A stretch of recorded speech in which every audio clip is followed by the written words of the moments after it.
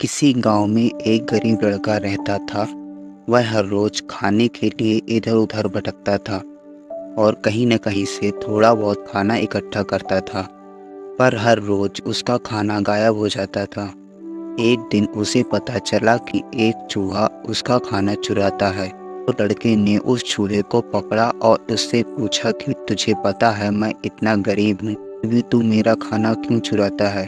अगर तुम्हें चुराना ही है तो किसी अमीर का क्यों नहीं चुराता? तो वह चूहा बोला कि तेरी किस्मत में जो चीज़ें लिखी हैं तुम्हें वही मिलेंगी। भले तू कितनी भी कोशिश कर ले उसे अपने पास नहीं रख सकता। यह जानकर लड़का बहुत शौक हुआ कि ऐसा कैसे हो सकता है। तो चूहे ने कहा कि अगर तुझे जानना है कि तेरी किस्मत में क्या लिखा है तो तुम्हें भगवान बुद्ध के पास जाना पड़ेगा। वही तुम्हें बता सकते हैं कि तुम्हारी किस्मत में क्या लिखा है। तो वह लड़का भगवान बुद्ध से मिलने के लिए निकल पड़ा। चलते चलते बहुत रात हो गई। रास्ते में उसने एक हवेली देखी और उनसे एक रात को रहने की इजाज़त मांगी। हवेली वालों ने लड़के को इजाज़त दे दी। हवेली वालों ने लड़के से पूछा कि वो इतनी रात को कहाँ जा रहा है। तो उसने कहा कि मैं भगवान बुद्ध के पास जा रहा हूँ अपनी किस्मत के बारे में पूछने के लिए। तो हवेली वालों ने कहा कि तुम भगवान बुद्ध से हमारा सवाल पूछोगे?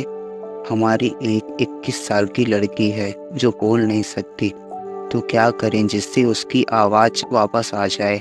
लड़के ने कहा कि मैं ज़रूर पूछूंगा आपका यह सवाल। सुबह लड़के ने उनको धन्यवाद कहा और वहाँ से निकल पड़ा। आगे रास्ते में उसे बहुत बड़े बड़े बर्फ के पहाड़ दिखे और बड़ी मुश्किल से उस पहाड़ पर चढ़ा। उसने वहाँ एक जादूगर मिला। जादूगर ने उस लड़के से पूछा कि वह कहाँ जा रहा है। तो लड़के ने कहा कि भगवान बुद्ध के पास जा रहा हूँ अपनी किस्मत के बारे में पूछने के लिए। तो जादूगर ने कहा कि तुम भगवान बुद्ध से मेरा एक सवाल पूछोगे? युवक ने कहा कि जरूर पूछूंगा। जादूगर ने कहा कि मैं हजारों सालों से तपस्या कर रहा हूँ ताकि मैं स्वर्ग जा सकूं, लेकिन मैं बार बार स्वर्ग जाने में विफल हो जाता हूँ। तो मैं ऐसा क्या करूँ जिसमें मैं स्वर्ग जा सकूं? लड़के ने कहा ठीक है, मैं आपका सवाल महात्मा बुद्ध से जरूर पूछूंगा। उस जादूगर के पास एक छड़ी थी। उस छड़ी की मदद से जादूगर ने लड़के को बर्फ के पहाड़ के उस पार कर दिया। जब वह आगे बढ़ा तो उसके सामने एक बहुत बड़ी चुनौती थी। वहाँ एक बहुत बड़ी नदी थी जो वह खुद पार नहीं कर सकता था। तभी उसकी मुलाकात एक विशालकाय कछुए से हुई। कछुआ उसे लेकर जाने के लिए तैयार हो गया। फिर कछुए ने पूछा कि तुम कहाँ जा रहे हो? तो उसने सब बताया। तो कछुए ने भी एक सवाल पूछने के लिए कहा कि मैं 400 सालों से ड्रैगन बनने की कोशिश कर रहा हूँ, पर अभी तक नहीं बन पाया। मैं ऐसा क्या करूँ जिससे मैं ड्रैगन बन जाऊँ? लड़के ने कहा मैं आपका सवाल महात्मा बुद्ध से जरूर पूछूंगा।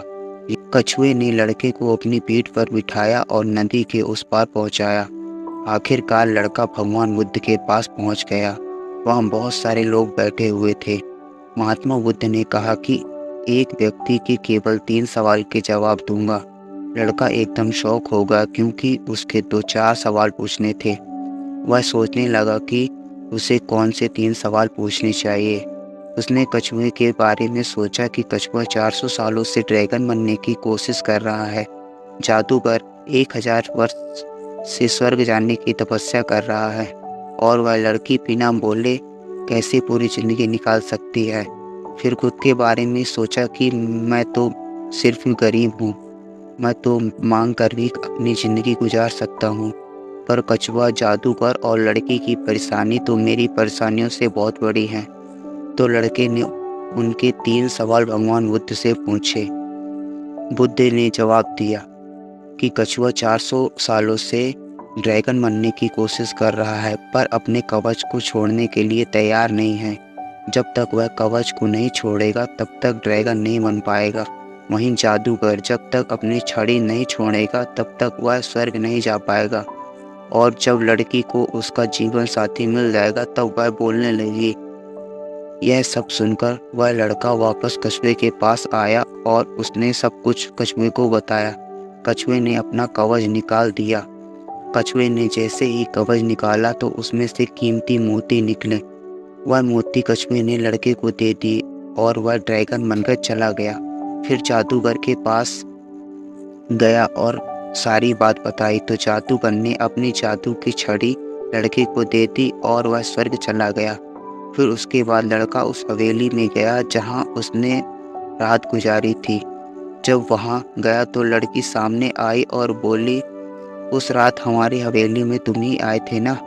इस तरह लड़के को पैसा, पावर और खूबसूरत जीवन साथी मिल गई।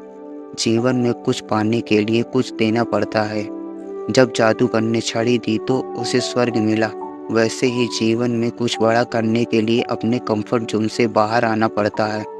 इसलिए जीवन में कुछ बड़ा करने के लिए रिस्क तो लेनी पड़ेगी।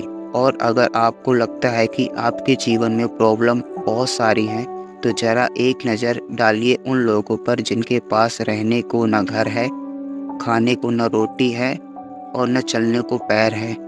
कोई बोल नहीं सकता, कोई चल नहीं सकता। क्या आपकी प्रॉब्लम उनकी प्रॉब्लम से बड़ी है?